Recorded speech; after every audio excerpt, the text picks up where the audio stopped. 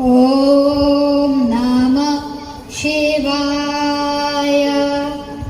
नमामि शमीशाननिर्वाणरूपं विभुं व्यापकं ब्रह्मवेदस्वरूपं निजं निर्गुणं निर्विकल्पं निरीहं चिदाकाशमाकाशवासं भजेऽहं निराकारमोकारमूलं तुरीयं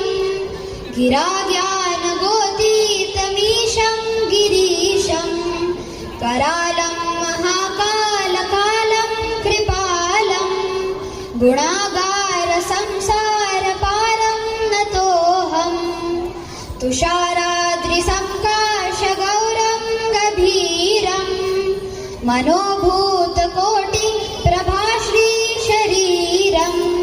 स्फुरन्मालिकल्लोलिनी चारुगङ्गा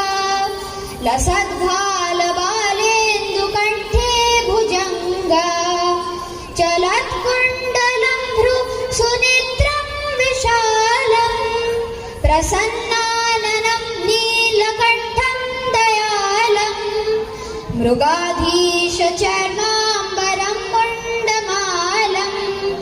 प्रियं शङ्करं सर्वनाथं भजामि प्रचण्डं प्रकृष्टं प्रगल्भं परेशम्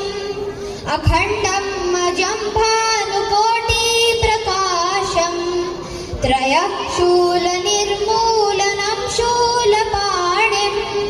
भजेऽहं भवानी पतिं भावगम्यं कलातीतकल्याणकल्पान्तकारी सदा सज्जनानन्ददाता पुरारी चिदानन्दसन्दोहमोहापहारी प्रसीद प्रसीद प्रभो मन्मथारी नयावादुमानाथपादारविन्दं भजन्ति